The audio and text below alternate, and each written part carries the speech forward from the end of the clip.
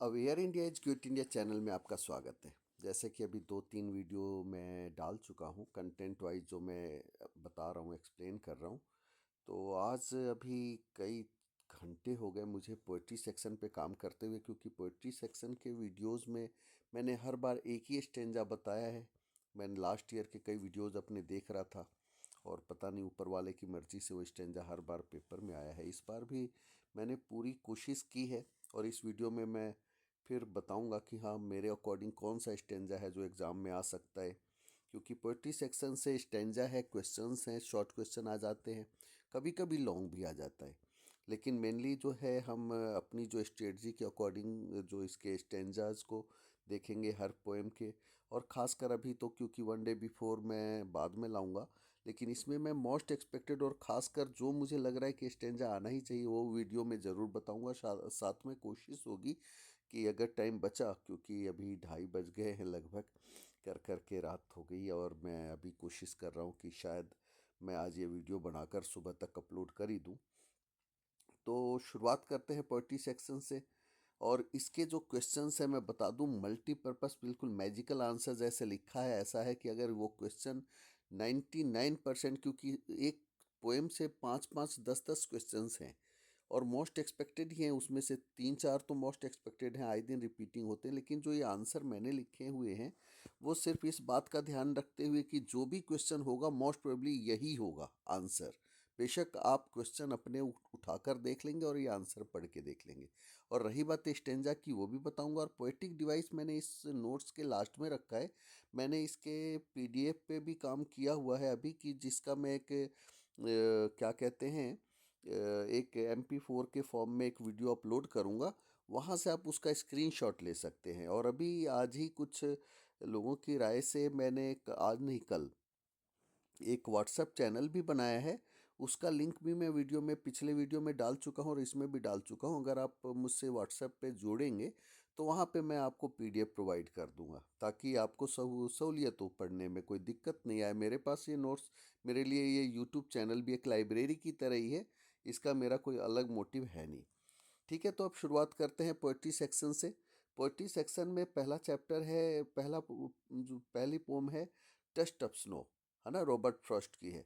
वैसे तो मैं इसकी बता दूं कि जो इस पोएम में जो है क्या, कि the way a crow shook down on me the dust of snow from a hemlock tree has given my heart a change of mood and saved some part of a day I had rued. Main motive इस poem का तो यही है कि beauty doesn't lie in our eyes, in the objects we hold, it lies in our eyes, है ना, कि सुंदरता हमारी नज़र में होती है, नज़ारों में नहीं। तो वो थीम ही है इसका। अब इस पे जो है आंसर जो मैंने लिखा हुआ है उसको देख लेते हैं। कि dust of snow by Robert Frost beautifully signifies the importance of positivity in our life. Positivity जो है हमारे जो लाइफ में, उसकी इंपॉर्टेंस को सिग्निफाई कर रहा है। According to the poet, nature is full of beautiful things and we should have eyes to see them. Poet के अकॉर्डिंग, देखिए, अकॉर्डिंग टू द पोएट, बार बार ये सब चीज़ें पोएट के अनुसार, ये कहीं पे भी किसी और आंसर में भी यूज हो सकते हैं। कि नेचर जो है फुल ऑफ ब्यूटीफुल थिंग्स है, भरी हुई है सुंदर चीज़ों से। वी शुड हैव आइज, हमारे पास नज़रें होनी चाहिए उनको देखने के लिए। अब देखिए, ये जो हाईलाइटेड लाइन है ना, यानी कि यहाँ तक तो मैंने बोल्ड लाइन लिखा है, यानी कि ये आंसर अपने आप में ही सफिशिएंट है। फिर भी ऐड ऑन कर रहा हूँ इसके आगे कि in this poem a crow shook down the dust of snow on the poet. इस कविता में क्या होता है कि एक कौवा जो है वो डस्ट ऑफ स्नो जो गिराता है पोएट के ऊपर, जैसे बर्फ हिम जो होते हैं वो, विच रिलीव्ड हिम फ्रॉम सोरो, यानी कि जिससे उसको, मतलब दुख से क्या होता है कि रिलीव मिलती है। Both the crow and the hemlock tree are considered inauspicious, यानी कि कौवा भी और हेमलॉक ट्री, हेमलॉक ट्री उसको कहते हैं धतूरे के पौधे को, पेड़ को, दोनों क्या है, अशुभ माने जाते हैं, इन ऑस्पिशियस है। But the poet took it in a positive way, लेकिन पोएट इनको क्या करता है, पॉजिटिव वे में लेता है ना, अच्छे विचारों से लेता है, पॉजिटिविटी है उसके अंदर इसको लेकर। तो happiness and sorrow are the two sides of the same coin. कहने का मतलब क्या है कि चाहे खुशी और दुख दोनों ही टू साइड्स हैं सेम कॉइन के, तो इसलिए घबराने की जरूरत नहीं होती। हमें पॉजिटिव चीज़ों को, हर चीज़ को पॉजिटिव वे में लेना चाहिए। तो यही इसका थीम भी है। जैसे मोरल ऑफ द स्टोरी है, मोरल ऑफ द पोम है, कुछ भी है, तो आप आंसर ऐसे लिख सकते हैं। In short we can say that good things are to be sought in small packages and seemingly inconsequential ways. यानी कि हम शॉर्ट में कह सकते हैं कि अच्छी चीज़ों को हमें हर छोटी छोटी चीज़ों में भी ढूंढने की कोशिश करनी चाहिए। तो ये जो पोम है, उसके अंदर मैंने बताया कि ये मोस्ट एक्सपेक्टेड जो भी क्वेश्चन है उसके अकॉर्डिंग इसका आंसर है। आपको बिल्कुल जो डार्क लाइंस हैं जो तो ठीक है, उसके आगे भी है। और मैं कोशिश करूंगा कि इस वीडियो को भी हाफ एन आवर से पहले ही, क्योंकि इसके साथ मैं राइटिंग सेक्शन को भी कवर करने की कोशिश करूँ, बाकी देखता हूँ कितना कर पाता हूँ। अब है नेक्स्ट पोएम। देखिए, मैंने कहा ना कि जो मोस्ट एक्सपेक्टेड तो स्टेंजा में बताऊंगा ही, लेकिन मोस्ट एक्सपेक्टेड स्टेंजा के साथ जो मुझे, क्योंकि आज मैं अपने माइंड में ये भी बना चुका हूँ कि अब आना कौन सा चाहिए, ठीक है, लेकिन मोस्ट एक्सपेक्टेड बता रहा हूँ कि फायर एंड आइस एक मोस्ट इम्पॉर्टेंट पोम है इस बार के लिए। कि what does fire stands for ice का ऐसे अक्सर पेपर में आता है ना। जैसे some say the world will end in fire, some say in ice. तो उस पोएम को जो है स्टेंजा को हम कर लेंगे, लेकिन अब आंसर देखते हैं हम कि fire and ice by Robert Frost beautifully signifies the importance of peace and harmony in our life. हर पोम का ना एक अपना थीम है। जैसे जो है टस्ट ऑफ स्नो का क्या था कि ब्यूटीफुल थिंग्स जो है वो है, और we should have eyes to see them, main था वही, है ना, nature is full of beautiful things, तो वो था। यहाँ पे क्या है कि signifies the importance of peace and harmony. अगर आप लैंग्वेज पे गौर करेंगे तो दोनों में मैंने जानबूझकर बिल्कुल सेम टू सेम लैंग्वेज लिखा है। दोनों ही नहीं, पूरे जितने भी आंसर है सब में सेम लैंग्वेज है। एक लैंग्वेज, इसका मतलब ये नहीं है कि हमें लर्न यही करना है।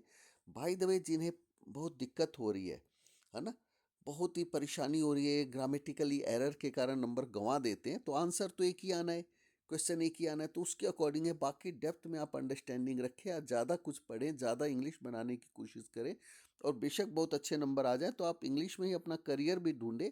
आगे समर वेकेशन में अच्छी इंग्लिश बनाने की कोशिश कर लेंगे। अभी तो बस देखिए आप, लैंग्वेज सेम टू सेम में आंसर अगला क्या है, क्योंकि पता है एक आंसर तो एक ही आना है। टीचर अगर एक आंसर को देख रहा है तो उसको क्या पता है कि आपको एक ही लैंग्वेज आती है। तो ये सोचकर आपको स्कोरिंग करने की मैंने कोशिश की है कि आपके लिए स्कोरिंग रहे।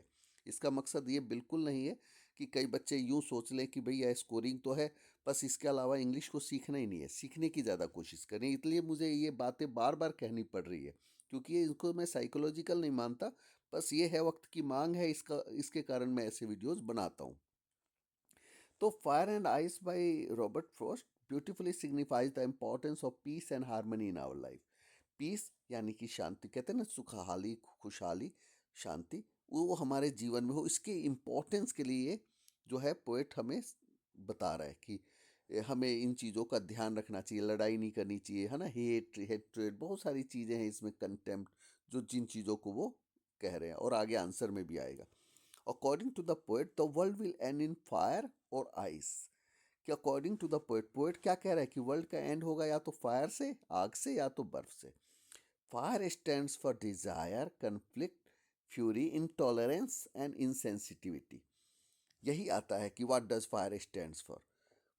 तो याद रखने का ट्रिक भी है, फायर डिजायर, है ना, आइस सफाइस, है ना, तो इससे आपको अवराइस, है ना, इस तरीके से आपको याद रहेगा। While ice stands for greed, avarice lust, rigidity, coldness, indifference, hatred etcetera.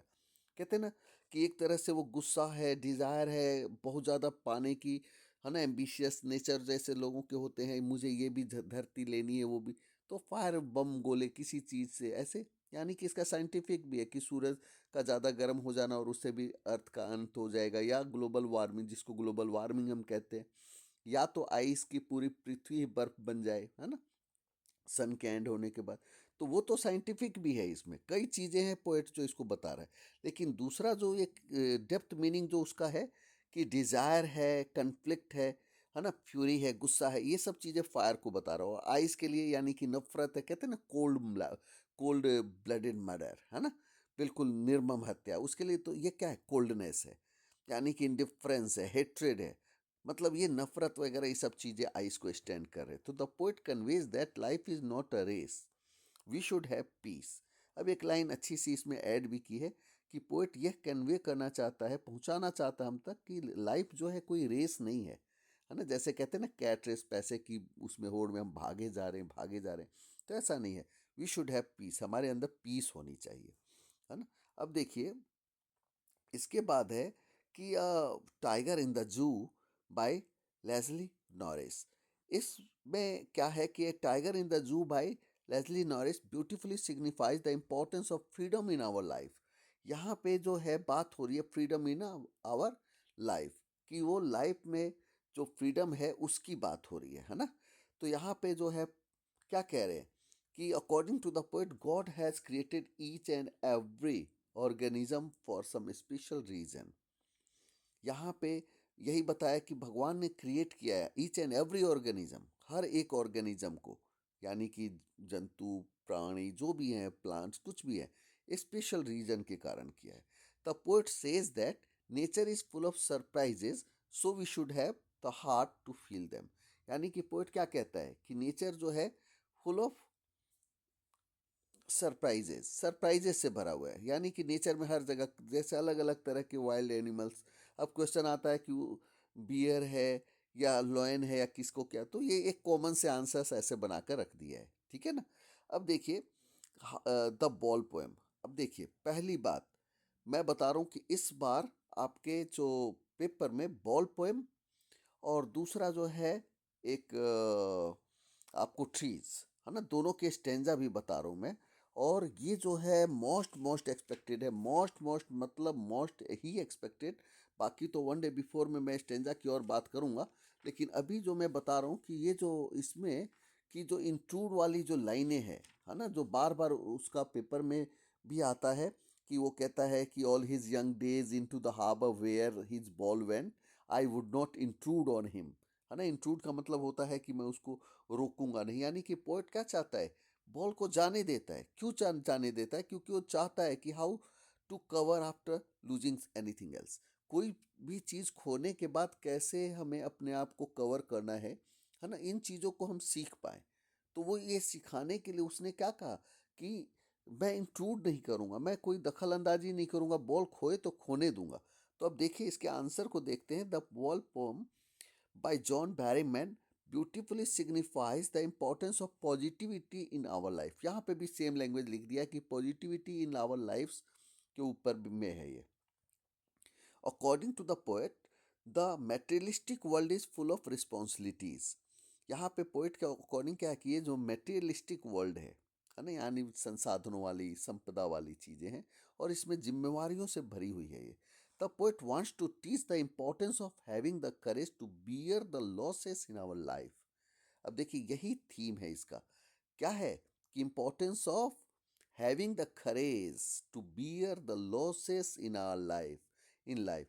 यानी कि जो एक करेज होना चाहिए, उत्साह कि हम कि मतलब ये नहीं कि उत्साह कि भाई हम लॉस कर लें, इसलिए कि हम लॉस करने के बाद भी झेल सके। ये नहीं, दुनिया आजकल पता नहीं क्या से क्या, एक बार कोई गलत हो गया, कुछ नंबर कम आ गए तो कुछ गलत कर लेते हैं, कभी कुछ और हो जाता है, कभी खाना छोड़ देते हैं, तो 50 तरह की प्रॉब्लम्स है। डिप्रेस नहीं होना लाइफ में, है ना, हार के सीखना है। बाजीगर वाली चीज़ें हैं ना, वो हार कर भी सीखना है।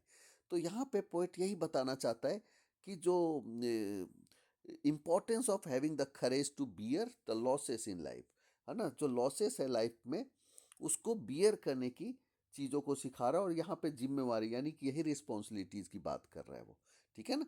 तो मैंने कहा ना कि इसी इसी को पॉजिटिविटी भी कहते हैं। यही तो पॉजिटिविटी है कि चलो ठीक है, जो हुआ सो हुआ, आगे अच्छा करेंगे। तो देखिए बाकी मैंने कहा ना पोएटिक डिवाइसेस जब हम बात करेंगे तो वो मैं इसके बाद जस्ट उसको भी कवर करूँगा। अब है नेक्स्ट अमांडा। ये देखिए इसका शॉर्ट क्वेश्चन इम्पॉर्टेंट है। मुझे नहीं लगता कि स्टेंजा आना चाहिए इस बार, लेकिन इसके शॉर्ट क्वेश्चन अगर है तो वो जैसे कि सेंट्रल थीम क्या है ना, या वो स्पीकर क्या चाहते हैं, वो क्यों ऑर्फन होना चाहती है, हर एक का आंसर लेकिन यहाँ पे सेम है। देखिए अब कैसे है। अमांडा बाय रॉबिन क्लीन, इसमें मैंने हर आंसर में पोएट का नाम भी क्यों ऐड किया है कि आपको पोएट का नाम याद हो जाए, ठीक है ना। जैसे आता है name the poem, name the poet, है ना, तो क्या लिखते हैं, name of the poem is dash, जो भी है वो लिख दिया, पोएट का नाम है वो ये लिख दिया, तो नेम ऑफ पोम लिख दिया, पोएट लिख दिया। तो अमांडा बाय रॉबिन क्लेट Klein beautifully depicts child psychology in true colour. यानी कि इन्होंने चाइल्ड साइकोलॉजी को बताया है सच्चे रंगों में। According to the poet, children feel that all the time they are guided and controlled by elders. बच्चों को लगता है कि वो गाइडेड हैं, कंट्रोल्ड हैं एल्डर्स के द्वारा, बड़ों के द्वारा हर वक्त गाइड किए जाते हैं। Children hate too much control and too many instructions. बच्चों को टू मच कंट्रोल, बहुत ज़्यादा कंट्रोल करना या इंस्ट्रक्शंस अच्छे नहीं लगते हैं। वो चाहते हैं पूरी आज़ादी मिले। Amanda stands for all children who yearn for freedom. तो अमांडा स्टैंड्स करती है उन सभी बच्चों के लिए जो उनको आज़ादी चाहिए। केवल it's not about poem about only Amanda, है ना, ये सभी बच्चों की कहानी है जिनको आज़ादी की भूख है, इच्छा है। Through her attitude in her imaginary world she enjoys freedom, breaking all restrictions imposed on her. अब देखिए, थ्रू हर एटीट्यूड, इस एटीट्यूड के माध्यम से हर इमेजिनरी वर्ल्ड, अपनी कल्पनाशील दुनिया में वो एंजॉय कर रही है फ्रीडम को। ब्रेकिंग ऑल रिस्ट्रिक्शंस, है ना, सभी रिस्ट्रिक्शंस को ब्रेक करके, तोड़ के, जो इम्पोज्ड ऑन हर, यानी कि जो उन पे थोपा गया है। अब जरा ध्यान दीजिएगा कि इस पूरे आंसर को देखें तो ये ऑलरेडी जो भी इसका क्वेश्चन आप पेपर में, अब क्वेश्चन कोई भी उठाकर देख लें अगर है, या कोई किताब का है, मोस्ट एक्सपेक्टेड की केवल बात करूं तो आंसर यही पाएगा। बाकी मैं इससे ज़्यादा कुछ नहीं कहूँगा, है ना। अब देखिए, आप 10 आंसर याद करते हैं, 20 करते हैं, कुछ बच्चे तो पूरी किताब रट लेते हैं, कम से कम एक मेरा याद कर लेंगे। ठीक है, याद क्या कर लेंगे, मैं तो कह रहा हूँ समझ लीजिए, अपने आप हो जाएगा। ये बनाने की लैंग्वेज देखिए, ग्रामर देखिए, जो मर्जी। अब इसके 2-4 शॉर्ट क्वेश्चन है। अब देखिए द ट्रीज, देखिए ये मैंने अभी बता दिया, इस बार के पेपर में ये छपा हुआ हो सकता है, इसमें आपको कोई शक नहीं होनी चाहिए। हालांकि इसका मैं बताऊंगा भी कि स्टेंजा जो भी है, लेकिन अभी आंसर देखते हैं। The trees by Adrienne Rich beautifully depict the conflict between man and nature. ये कन्फ्लिक्ट मैन एंड नेचर की बात हो रही है, यानी कि एक द्वंद्व है इंसान और प्रकृति में। The forest is the natural habitat of trees which can't be confined to houses. जो फॉरेस्ट है वो नेचुरल हैबिटेट है किसका? ट्रीज का। जंगल में पेड़ होते हैं और उसको हम घरों में नहीं ला के कैद कर, कन्फाइंड का मतलब होता है कैद, कैद नहीं कर सकते। जैसे घरों में लोगों ने गमला लगाए उसमें, लेकिन पौधों को देखिए, उनको तो घुटन होती होंगी ना। तो वो चीज़ है कि the poet says that the roots are working all night to disengage themselves from the cracks and get freedom from the artificial world. अब जो यहाँ पे है, the poet says that roots are working all night, जो roots हैं वो पूरी रात काम कर रहे हैं डिसएंगेज करने के लिए, अपने आप को अलग करने के लिए। कहाँ से? क्रैक से, ताकि उनको आज़ादी मिले। किस? आर्टिफिशियल वर्ल्ड से। इस जो आर्टिफिशियल कृत्रिम दुनिया है उससे आज़ाद होना चाहते हैं।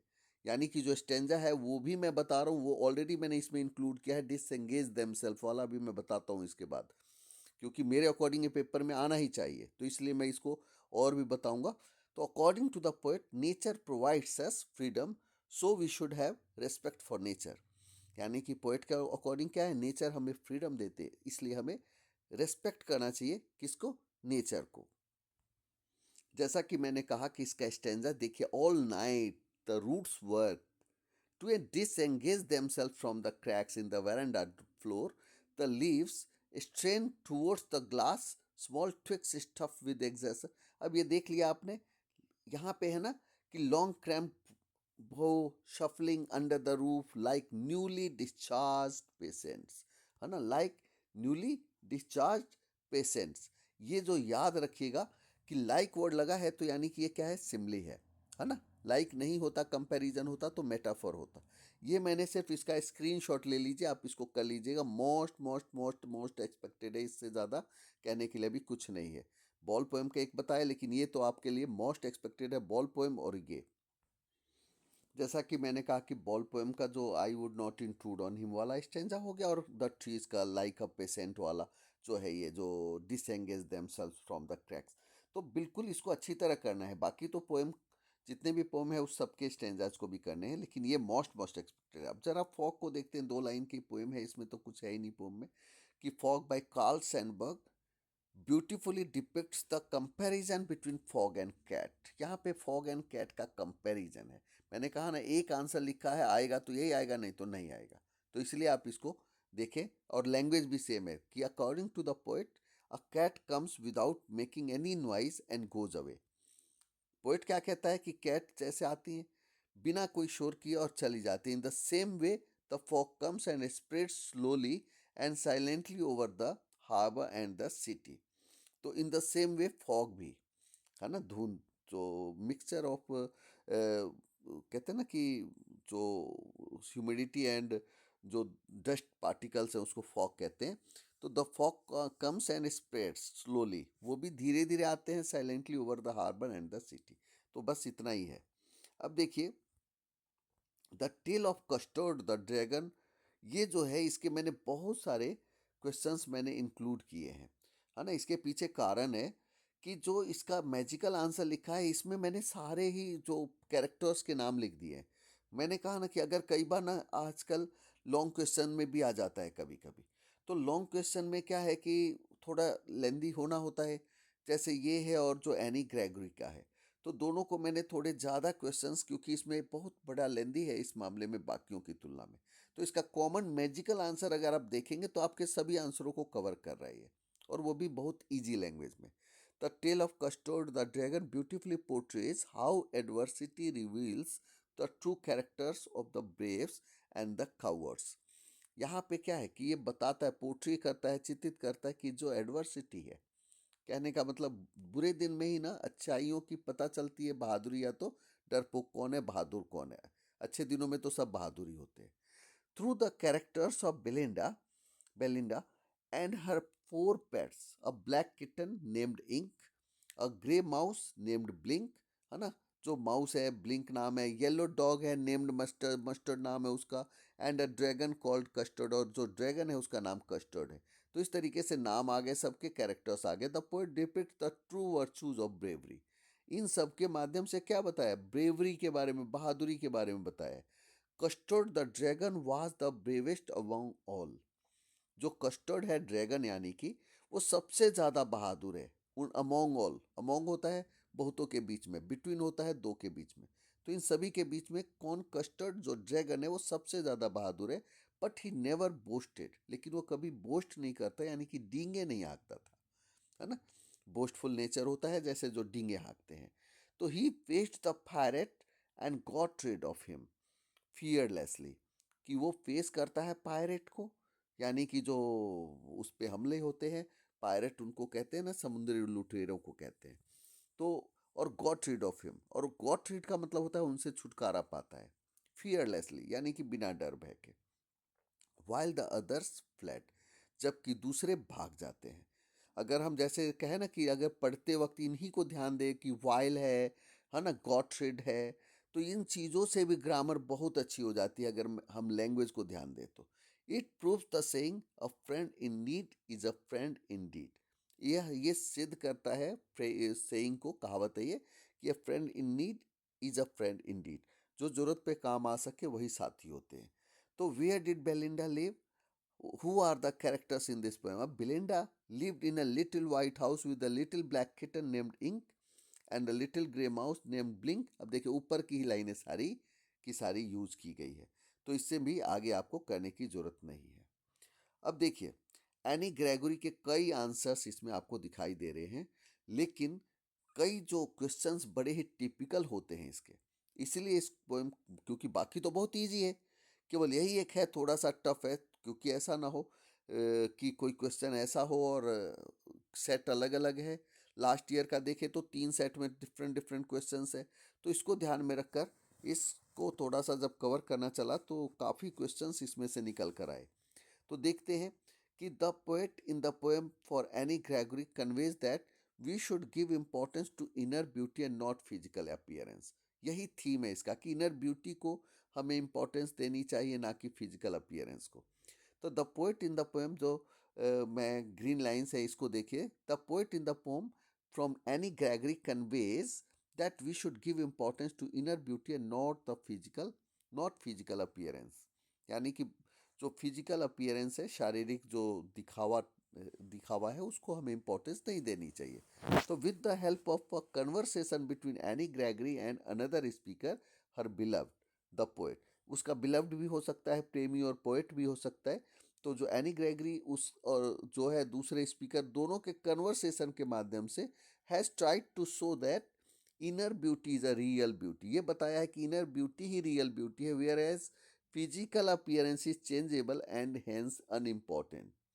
और फिजिकल जो अपीयरेंस है वो चेंजेबल है, परिवर्तन होता है, और अनइम्पॉर्टेंट यानी कि महत्वपूर्ण नहीं रखता है। अब देखिए कि Anne is beautiful yellow hair and external beauty hide her soul and true nature. हालांकि ये ग्रीन लाइन इसलिए हाईलाइट किया कि इतना अपने आप में सफिशिएंट आंसर है, लेकिन आंसर को बढ़ाया है ताकि लॉन्ग क्वेश्चन या कुछ हो तो उसके लिए हो, अदरवाइज नहीं तो नहीं है, बस आप ग्रीन लाइन को कर सकते हैं। Anne is beautiful hair and external beauty hide her soul and true nature. The hair reflects her maturity and growing age, but she is ready to change it to brown, black, or carrot color by using a hair dye to impress her despaired lover who had not seen her inner beauty. अब यहाँ पे क्या है ये बता रहा है कि वो अपने येलो कलर को बदल सकती है, वो जो कि मैच्योरिटी को, ग्रोइंग एज को भी दिखा रहा है ना, ग्रे हेयर कहते हैं ना कि उसके ओल्ड एज को भी दिखा रहा है। तो but she is ready to change, वो कहती कि इसको मैं ब्राउन कर लूँगी, ब्लैक कर लूँगी, कैरेट कलर कर लूँगी हेयर डाई करके, ताकि उसका जो लवर है वो डिप्रेस ना हो, उसको ये ना दुख हो कि वो जो है इतनी सुंदर क्यों नहीं है ना। तो जो उसकी इनर ब्यूटी को नहीं देख पा रहा, तो उस चीज़ को वो कंसोल करने के लिए कि उसकी सुंदरता को, इनर ब्यूटी को देखे, वो ये ना देखे कि वो किस उम्र का है, क्या है। तो ये चीज़ बताने के लिए वो कहती है कि मैं तो अपने हेयर को डाई कर सकती हूँ, है ना, कलर चेंज कर सकती हूँ। तो she says that her beautiful hair which attract so many man can be changed and coloured differently. वो ये भी कहती है कि उसके जो ब्यूटीफुल हेयर है जो बहुतों को अट्रैक्ट करते हैं, वो तो कभी भी बदले जा सकते हैं। तो Anne does not believe in external beauty and wants to be loved for herself. यानी कि वो क्या बताना चाहती है कि वो अपने एक्सटर्नल ब्यूटी के लिए, यानी कि वो बहुत सुंदर भी है, तो ये नहीं चाहती कि उसकी सुंदरता को लोग पसंद करें, कल को बूढ़ी हो जाएगी तो कोई भी उसको नहीं चाहेंगे। दोनों कंट्राडिक्टरी फीलिंग्स इस पोएम के अंदर आते। एक बार ग्रे हेयर से वो भी लगता है, और दूसरी बात की ये भी कि उसकी एक्सटर्नल जो ब्यूटी को कोई लाइक ना करे, उसको लाइक करे। तो speaker says that only God is capable of looking at a person's real self beyond their external beauty. जो दूसरा कन्वर्सेशन आता है स्पीकर की तरफ से कि वो तो भगवान ही है जो इनर ब्यूटी को केवल देख सकता है ना, और एक्सटर्नल ब्यूटी को नज़रअंदाज कर सकता है। तो through Annie's reply the poet has made clear his preference for internal beauty over physical appearance. लेकिन पोएट ने एनी की रिप्लाई से ये क्लियर कर दिया है कि वो किसको प्रेफर कर रहा है, इंटरनल ब्यूटी को, ना कि रेदर देन फिजिकल अपीयरेंस को। ठीक है, अब देखिए इसके 4-5 शॉर्ट क्वेश्चंस हैं लाइन से, और ये 7 क्वेश्चन है, 7 क्वेश्चंस। जो सबका मतलब, सबका सेम आंसर है कि ग्रेट, जो लिखा हुआ है कि great honey colored ramparts at your ear. Why does he says that the men are thrown into despair by them? है ना, ये जो लाइनें हैं, what colour is the young woman's hair, जो यंग वुमेन की हेयर का क्या रंग है, ये सब शॉर्ट क्वेश्चंस हैं अलग अलग, है ना। Why is only God capable of loving Anne for herself. अब देखिए ये जितने भी क्वेश्चंस हैं, सबको अगर आप डेप्थ में समझने की कोशिश करें तो इसमें कुछ भी नहीं है अलग से, है ना। सबका आंसर अगर आपको लगेगा तो ऊपर वाली ही लाइनें दोबारा से यहाँ लिखी गई है।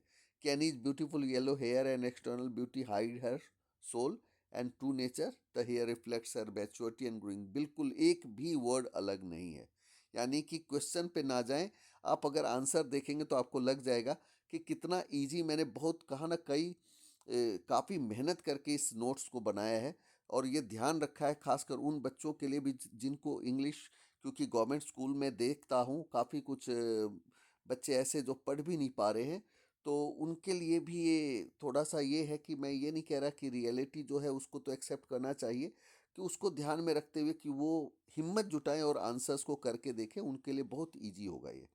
अब देखिए यहाँ पे, अब जो मैं कह रहा था, I would not intrude on him, a dime for और another ball is worthless now, he he senses his first responsibility in a world of possession. Most expected, है ना, मैंने पहले ही कहा, बॉल पोएम का है है ना, कि आई would not intrude on him, ठीक है, अ डाइम और another ball is worthless now he senses is first responsibility. जो लाइन है ना, ये अपने आप में आपको बार बार मैं कह रहा हूँ ये कि मोस्ट मोस्ट एक्सपेक्टेड है। और दूसरा मैंने ट्रीज का कहा है, वो भी 101% पेपर में आपको देखने को मिलेगा। आज इस नोट्स में अभी मैं काफ़ी मेहनत करने के बाद इस कंक्लूजन तक आया हूँ। बाकी तो ऊपर वाले के हाथ में है, हर बार उन्होंने इज्जत रखी है, हर बार स्टेंजा मायने रखता है। कहते हैं ना, सागर में से एक मोती ढूंढ के लाने के बराबर है कि अगर आप आरटीसी और स्टेंजा का भी मोस्ट एक्सपेक्टेड बता पाते हैं। और हर बार पता नहीं ऐसा मन में आया और मैंने बताया, इस बार भी मैं कई बार हालांकि करके, क्योंकि प्रेशर तो ज़्यादा है, क्योंकि हर बार से इंपॉर्टेंट आ रहे हैं। तो इसमें भी देखिए, आप इसके आंसर्स को आप चाहे तो स्क्रीनशॉट करके आंसर्स को भी देख सकते हैं कि why does the poet decide not to include on the boy.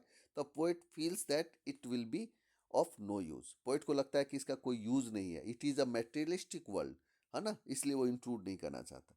तो अब देखिए, इसके बाद जो भी है, मैंने पोएम का मैंने कहा ना कि जो पोएटिक डिवाइसेस को मैंने बाद में रखा है, वो मैं आपको दिखा देता हूँ ताकि वो भी आप समझ सके।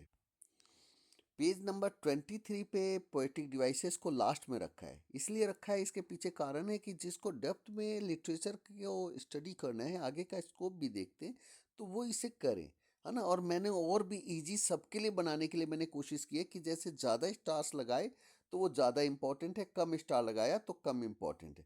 जैसे एसोनेंस, है ना, जब हम वोवेल साउंड के रिपीटिशन को कहते हैं, यहाँ पे एक सिंगल स्टार लगाए, जबकि यहाँ देखिए आपको 3 स्टार्स नज़र आ रहा है।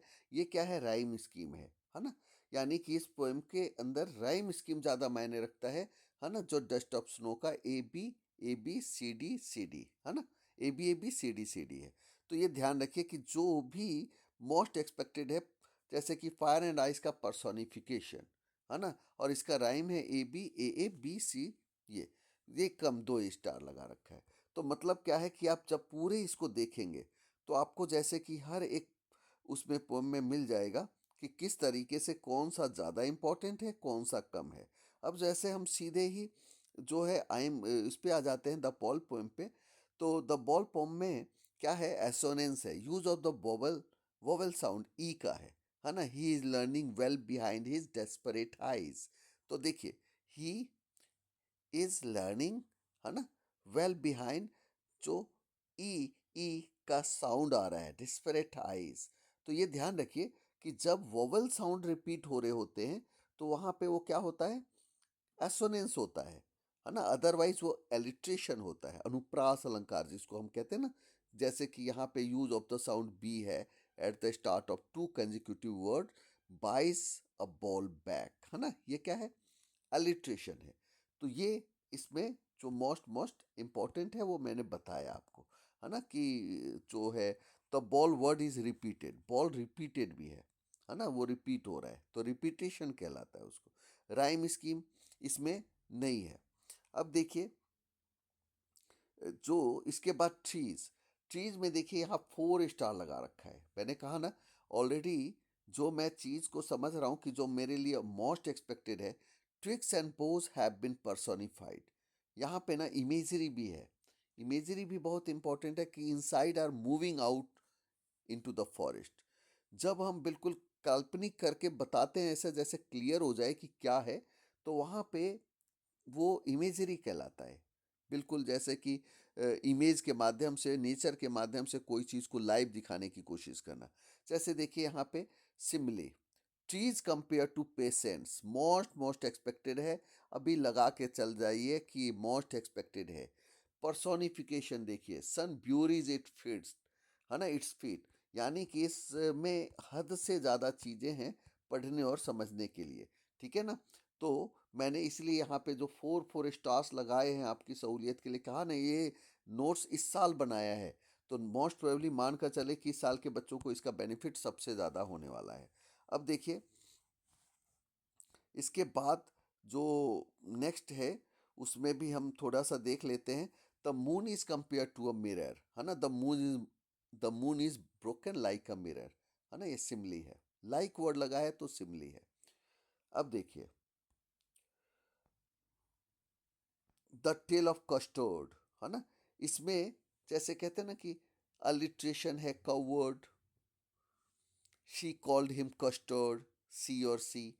सिमिली है dragon mouth is compared with a फायर प्लेस। ये बहुत इंपॉर्टेंट है, कई बार ये स्टेंजा आता है जब उसमें आ जाता है। तो ये जो है मैंने बताया कि थोड़ा सा इसके लिए है कि ताकि आपको जिसको ज़्यादा अच्छी तरह पढ़ना है वो इन चीज़ों को पढ़ ले, ताकि उसको कोई दिक्कत ना आए, है ना।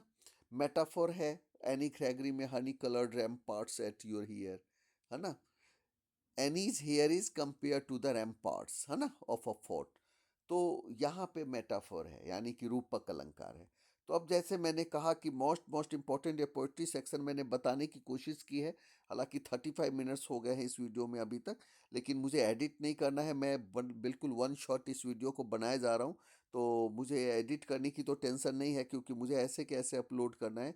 तो मैं कोशिश करता हूँ कि इसको जो इसमें राइटिंग सेक्शन है मैं उसको भी बता दूं, ताकि तीसरे लास्ट वीडियो में मैं सब कुछ कर दूं, जो लास्ट बुक है उसको भी करूं, और फिर वन डे बिफोर अगर हो पाया तो कर पाऊंगा। मैं कह रहा हूं काफ़ी टाइम स्ट्रेन ज़्यादा है, बहुत सारे वर्क है, लेकिन मैं कोशिश कर रहा हूं कि जो लोगों की उम्मीदें हैं उसके अकॉर्डिंग मैं वीडियो आप तक पहुंचा पाऊं। तो मैं अब आपको इसमें राइटिंग सेक्शन को भी इंक्लूड कर देता हूं, और मोस्ट एक्सपेक्टेड जो मुझे इस बार 101% एश्योर हूँ जो पेपर में आएगा ही, वो इसी वीडियो में बता भी देता हूँ। एक बार पहले उनको देख लेते। राइटिंग सेक्शन शुरू करने से पहले जैसे कि नोट्स में मैंने दो तीन चीज़ें लिखी हैं कि आजकल कन्वर्सेशन, डायरी एंट्री या स्टोरी राइटिंग चीज़ें ऐसे आ जाती हैं। तो उसका देखिए एक छोटा सा एग्जांपल भी दिया है कि एज यू नो, पहले तो डेट लिखना, टाइम लिख देना, dear diary I love you, ये सब कुछ लिख देना, है ना। उसके बाद जो कंटेंट को लेकर आना, और फिर कन्वर्सेशन है तो उसमें मान लो 5 बार उसका नाम, एक बार फिर उसका, फिर उसका हेलो हाय ये वो करके, है ना, आपसी चैट की तरह हम बातों को बढ़ाकर और कंटेंट पे आकर कुछ शॉर्ट क्वेश्चंस को इंक्लूड करके कर सकते हैं। एक एग्जांपल है यहाँ पे, क्योंकि मैं अभी राइटिंग सेक्शन देख रहा था तो ये दिख गया, तो मैं इसको भी बता ही देता हूँ कि as you know I love you too much, it is my pleasure to share everything with you on a regular basis. अब देखिए तो कहीं पे भी लिख सकते हैं कि मेरी आदत है तुम्हें सारी बातें बताने की, you are my best friend, तुम मेरे सबसे अच्छे दोस्त हो। It is said that paper has more patience, ये कहते हैं कि पेपर में ज़्यादा पेशेंस है। ये आपको पता ही है कि वो एनी फ्रैंक वाली लाइनें हैं। It never discloses our secrets, ये हमारे सीक्रेट्स को डिस्क्लोज नहीं करता। ये लाइनें सब वहाँ से ली गई हैं ताकि आपको एक चीज़ को पढ़ने में बार बार अटपटा नया सा ना लगे। माई डायरी नेवर कमेंट्स, मेरी डायरी कभी कमेंट नहीं करती। So I like to share everything with you, इसलिए मैं सब कुछ तुमसे शेयर करता हूँ। Dear diary I want to share about today's come back, जैसे अनिल का एग्जाम्पल लिया है कि अब यहाँ पे कहानी में हम ट्विस्ट लेकर आए, कौन सा, सीधा अनिल वाला। ठीक है कि टूडेज कम बैक, फिर इसके बारे में बताइए वाई ही केम बैक, वो शॉर्ट क्वेश्चन इसमें है ही ऑलरेडी, वहाँ ही की जगह आई लिख के। और thanks diary I feel relax to share all these things with you, I love you, है ना। और नाम लिख दिया हरी सिंह, जिसका हरी सिंह के नाम पे लिखना। एक एग्जाम्पल दिया है, टफ कुछ नहीं है, टफ हमने बना रखा है, तो हमें इसको ईजी करने की आदत डालनी चाहिए। तो देखिए लास्ट में नाम लिख दिया और ये कह दिया कि thanks diary I feel relaxed, अब मुझे बड़ा अच्छा फील हो रहा है, सारी बातें तुमसे कह दी, I love you too much. और जब भी वर्ड लिमिट कम लगे तो I love you too too too too much लिख दो। ठीक है, हो गया काम खत्म। अब स्टोरी राइटिंग, इसमें देखिए कि life is a journey full of ups and downs and new twists and turns at every corner. जीवन जो है, हालांकि मैं एक चीज़ बताऊं, डायरी एंट्री, स्टोरी राइटिंग, ये सब के वीडियोस भी मेरे सेपरेट वीडियोस हैं। राइटिंग सेक्शन जो मैं भी बताने जा रहा हूँ उसके ऑलरेडी सेपरेट वीडियोस है। मैं बिल्कुल नहीं कह रहा कि इसी वीडियो को देखकर आप काम चलाओ, उस वीडियो को देखकर और डेप्थ में भी आप समझ सकते हैं। पढ़ाई का कोई एंड नहीं है, लर्निंग का कोई एंड नहीं है। लेकिन यहाँ पे एक छोटा सा, क्योंकि शॉर्टकट में आपका टाइम वेस्ट ना हो, इसलिए यहाँ पे है कि life is a journey full of ups and down. जीवन में ना बहुत उतार चढ़ाव आते रहते हैं, ट्विस्ट आते हैं, टर्निंग आती है। One does not know, one doesn't know, कोई नहीं जानता कि what awaits them in the next phase of their journey, है ना, थ्रू लाइफ। कि जो कोई नहीं जानता कि आगे के जीवन में क्या होना है। वन मस्ट मूव ऑन, इसलिए आगे बढ़ते रहना चाहिए। Learn to make the best of every situation, अपने हर चीज़ के सिचुएशन को बेस्ट बनाने की कोशिश करनी चाहिए। अब देखिए कैसे, this is a story of dash, जैसे हरी सिंह, भोली, है ना, जो मर्जी क्वेश्चन के according, I use to dash in this story dash, है ना, कर कर के my happiness knew no bounds when I saw, मेरी खुशी का कोई ठिकाना नहीं था जब मैंने देखा। इस तरीके से सिंपल सिंपल सेंटेंस को हम जमा करके, मतलब लिख कर, हम अपने आंसर को बना सकते हैं। आंसर जो नहीं लिख पाते ना, वो वही है जो कि बिल्कुल ही जिन्होंने कसम खा रखी कि मुझे कुछ तो लिखना ही नहीं है। अदरवाइज जिनको नंबर अच्छे लाने की मतलब कहते हैं ना कि एक भूख होती है मार्क्स की, उनके लिए मतलब कोई भी चीज़ मुश्किल नहीं है। अब देखिए लेटर राइटिंग है, 5 मार्क्स है, मार्किंग स्कीम है, 1 मार्क्स फॉर्मेट का है, 2 कंटेंट और 2 एक्सप्रेशन का है। आपको एक चीज़ बता दूं, कई बच्चे सोचते हैं कि केवल फॉर्मेट लिखेंगे तो नंबर मिलेगा, बिल्कुल नहीं मिलेगा। फॉर्मेट लिखेंगे, उसके साथ 2-4 लाइन गलत सही जो मर्जी लिख देंगे तो फॉर्मेट के भी मिलेगा, कंटेंट के भी मिलेगा। इसलिए लिखते रहना चाहिए। अब देखिए, मैंने कहा है कि ऑलरेडी आपको जो है मेरे वीडियोज़ हैं उसमें ये चीज़ें हैं, तो आपको ये डिटेल में वहाँ पे भी मिल जाएगा। यहाँ बता देता हूँ कि सेंडर्स एड्रेस 2 और 3 लाइन्स जो कि क्वेश्चन में दिया हो, नहीं दिया है तो एग्जामिनेशन हॉल लिख दीजिए, डेट लिख दीजिए, जैसे एग्ज़ाम है कल है परसों है 22 को है तो एक दिन पहले का लिख दीजिए। रिसीवर्स एड्रेस 2 3 लाइन्स लिखिए, मतलब 1 लाइन छोड़ छोड़ कर, जहाँ पे भी जैसे कि एक लग जाए 3 लाइनों का बॉक्स एक हो गया, 3 लाइनों का एक अलग हो गया, फिर बॉडी ऑफ द लेटर हो गया, ऐसे है ना, सर और मैडम करके। सब्जेक्ट को आप अंडरलाइन कर दीजिए और उसको कैपिटल में भी पूरा आप कर सकते हैं। फर्स्ट पैराग्राफ में इंट्रोडक्शन लिखिए, सेकंड पैराग्राफ में इन डिटेल है, और थर्ड पैराग्राफ जो है कंक्लूजन लिखिए। एट लीस्ट 1 सजेशन होना चाहिए। लास्ट में यूअर सिंसियरली, सेंडर्स नेम, जो आपका क्वेश्चन में दिया है वो लिखिए, नहीं तो ABC XYZ, ये आपका पूरा का पूरा लिखने का एक तरीका है जो शॉर्टकट में यहाँ बताया है। अब आगे देखते हैं कि, और ये किताब वाली चीज़ें मेरी बार बार आ रही हैं, है ना, आप इस किताब को समर वेकेशन में पढ़ेंगे, बहुत कुछ सीखने को मिलेगा, मोटिवेशनल पोएम है। अब देखिए, लेटर टू एडिटर, बिल्कुल आप लाइन देखिए, जो अंडरलाइंड है, ब्लैंक है, रेड कलर से है, आप केवल इसको भर दीजिए, आंसर आपका तैयार हो जाएगा, है ना। जैसे एडिटर का देखिए, ऊपर का एड्रेस है, खाली जगह में आप एड्रेस जो भी दिया है वो लिखिए, डेट लिख दिया है। द एडिटर है, द टाइम्स ऑफ इंडिया है, ये कुछ नहीं दिया होता है तो ऐसे के ऐसे लिख दीजिए। आनंद विहार याद ना होता हो तो सोनिया विहार, रामा विहार, जो मर्जी लिख दीजिए, है ना। उसके बाद सब्जेक्ट में complaint about the rude and rough behaviour of conductors and driver, यहाँ पे जो क्वेश्चन लिखा होता है ना कि कंप्लेंट अबाउट द, है ना, तो write a letter complaining about the, ये वो करके, तो वहाँ से लाइन उठाइए और अंत में यहाँ डाल दीजिए। अब देखिए क्या है कि इस तरीके से अब आ रहा है कि through the prestigious column of a esteemed newspaper I would like to pin point the attention of the authority towards the, और यहाँ पे वही चीज़ ऊपर से सब्जेक्ट लगा दिया। This problem has become so common, ये प्रॉब्लम इतनी कॉमन हो चुकी है कि that not a single day passes peacefully, कि एक भी दिन शांति से नहीं गुजरता।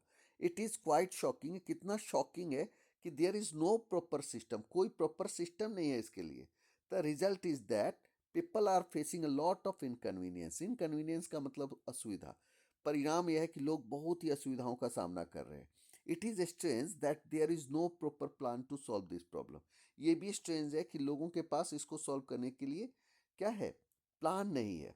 The urgent need of the hour suggests we solve this problem as we should, होना चाहिए यहाँ पे कि जो urgent need of hour suggest us to solve this problem, ऐसे होना चाहिए था, suggest us to solve this, है ना, थोड़ी मिस्टेक है।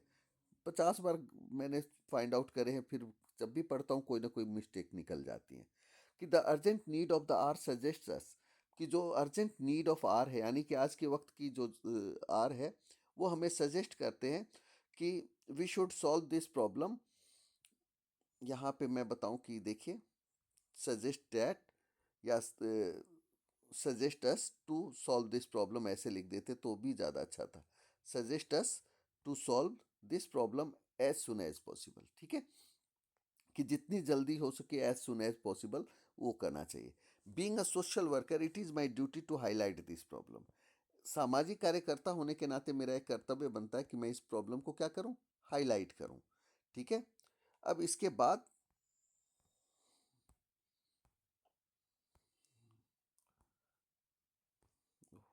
मिस हो गया। It is high time for us to think and rethink on this matter so that the problem can be solved, ये हमारे लिए बहुत ही चरम समय है, कहते हैं ना कि बिल्कुल इसका हमें क्या करना चाहिए, सॉल्व करने की कोशिश करनी चाहिए। इस पे विचार और पुनर्विचार करना चाहिए ताकि हम इस समस्या को सॉल्व कर सकें।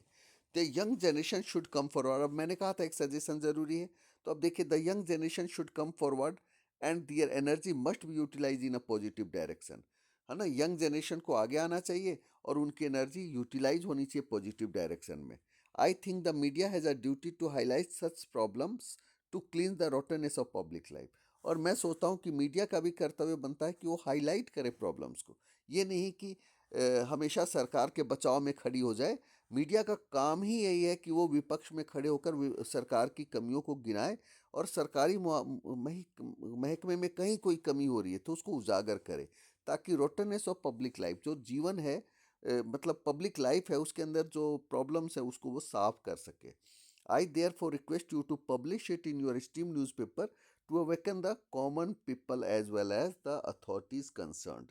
अब देखिए, काम की लाइन लास्ट में लिख दी है, तो ये कोई भी इसमें चेंज करने की जरूरत नहीं है। कंटेंट के अकॉर्डिंग आपके पास जितना है वहाँ इतना यहाँ से कम लीजिए, अपना आप लिख दीजिए, है ना। जिसके पास जितना लिखने के लिए कम है वो यहाँ से उतना ही ज़्यादा ले ले, ठीक है। नंबर आसानी से मिल जाएगा। मैंने यूअर सिंसियरली मैंगो मैन लिख दिया, एक्चुअली मेरी पोएम की बुक है इसलिए। अब है कंप्लेंट लेटर, और मैं आपको बता दूं मेरे अकॉर्डिंग इस बार पेपर में एडिटर का और दूसरा ऑर्डर प्लेस का 101% एग्जाम में होना चाहिए, इसलिए ऑर्डर प्लेस को बहुत आसानी से अच्छी तरह कर लीजिएगा। अब देखिए, यहाँ कंप्लेंट लेटर है, सेम लैंग्वेज सेम चीज़ यहाँ पे भी है जैसे कि है। आप लैंग्वेज लाइन देखेंगे सब कुछ सेम है, ठीक है। The young generation should come forward and their energy must be utilise in a positive direction. यहाँ पे मीडिया में तो हमने क्या लिखा था, मीडिया में हमने थोड़ी रिक्वेस्ट की थी कि आप पब्लिश करने की, यहाँ नहीं लिखा है लाइन, बस बाकी सब कुछ सेम है ना। अब देखिए, इंक्वायरी लेटर है। इंक्वायरी लेटर भी बहुत इंपॉर्टेंट है, लेकिन मेरे अकॉर्डिंग ज़्यादा इंपॉर्टेंट अभी क्या है, ऑर्डर प्लेस का है। देखिए, इसमें रिगार्डिंग इसमें भी बताऊं, जो रेड लाइन आपको दिखाई दे रहा है, रेड लाइट लाइन से केवल शॉर्ट टर्म कंप्यूटर कोर्स यहाँ लिख दिया।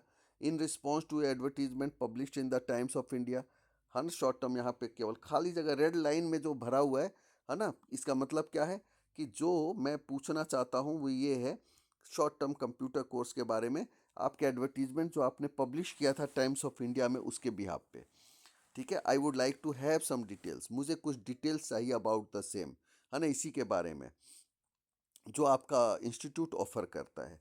Please let me know the following information as early as possible. यहाँ लिख दिया कि फॉलोइंग इन्फॉर्मेशन जितनी जल्दी हो सके दे सके। ज़्यादातर अब क्वेश्चन में ये लिखा होता है कि ड्यूरेशन ऑफ ईच कोर्स बताइए, fee and mode of payment बताइए, मिनिमम एलिजिबिलिटी कितनी है, टाइमिंग बैच की क्या है, प्लेसमेंट आप देंगे कि नहीं देंगे, ट्रांसपोर्टेशन आपकी होगी कि नहीं होगी। If there is a printed prospectus, अगर आपके पास कोई प्रिंटेड प्रोस्पेक्टस है तो it may be kindly mail to the address given above. तो आप हमारे इस एड्रेस पे जो मैंने एड्रेस दिया है उस पर आप भेज दीजिए, है ना, with an admission form through VPP, है ना। और वीपीपी के माध्यम से पोस्ट होता है जिसमें हम रिसीव करने के बाद पेमेंट करते हैं। तो I will be highly grateful for an early reply, और मैं बहुत कृतज्ञ होऊंगा आपके अर्ली रिप्लाई के लिए। तो अब देखिए, यूर सिंसियरली फिर लिख दिया नाम। तो ये क्या है, बिल्कुल हूँ बहू। मैंने कहा ना कि लेटर में मैं रिस्क लेने के फेवर में नहीं रहता, क्योंकि ये बहुत ही स्कोरिंग है। अगर मैंने लिखी है, चार चार लाइनों की चार लिखे हैं, करने में कोई कुछ नहीं जाता है। दो जो मैं जिनको मैं कह रहा हूँ उनको और अच्छी तरह कर लीजिए, बाकी इन चारों में कोई रिस्क मत लीजिए। चारों पोएम, चारों ही लेटर को अच्छी तरह करिए। अब देखिए, place and order, order place करना है, जैसे स्पोर्ट्स मटेरियल है तो, या बुक वगैरह मंगानी है तो देखिए, यहाँ पे मैनेजर नाम लिख दिया, आर्यावर्त इंटरप्राइजेस, है ना, आनंद विद्यापीठ किशन विहार, अपना सेल्फ एड्रेस आप कुछ भी लिखे, है ना। नहीं लिखा है तो एग्जामिनेशन हॉल दिल्ली, ठीक है, ऐसे लिखिए। अब देखिए, कुछ भी नहीं लिखा, काम की लाइनें केवल लिखी है। We are happy to place the order for the following item. पहले मैं बता दूं, इजी लैंग्वेज के नंबर होते हैं यहाँ।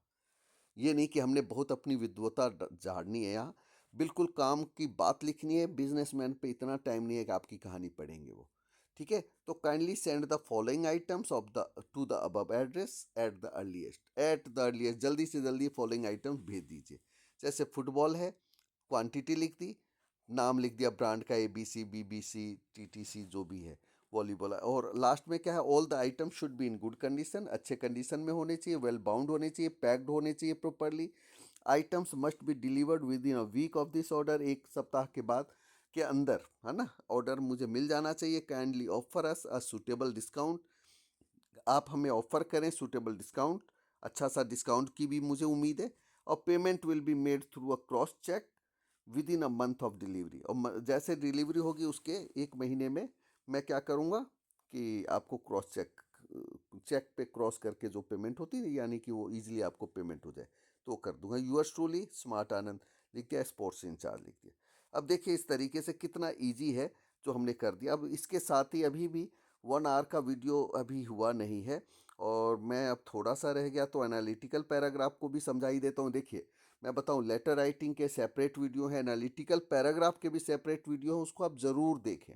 वो लिंक मैं आपको ज़रूर जो भेजता हूँ मैं मिल जाएगा। और आप मेरे व्हाट्सएप चैनल को भी लाइक कर लीजिए, वहाँ से आपको पीडीएफ वगैरह फिर अवेलेबल हो पाएगा। ये रास्ता भी मुझे एक्चुअली मैं लर्निंग मोड में हूँ, स्टूडेंट्स वगैरह ही बताते हैं वैसा ही मैं करता हूँ, या कुछ टीचर्स मुझे जो राय दे रहे हैं मैं उस अकॉर्डिंग करता हूँ। मुझे टेक्नोलॉजी का इतना ज्ञान है नहीं, मेरे लिए तो ये सिर्फ एक लाइब्रेरी है। देखिए एनालिटिकल पैराग्राफ 5 मार्क्स का है, यहाँ 3 कंटेंट के 2 मार्क्स एक्सप्रेशन के हैं। डेफिनेशन इसका भी यही है कि analytical paragraph is a form of descriptive writing that is written on the basis of a given chart.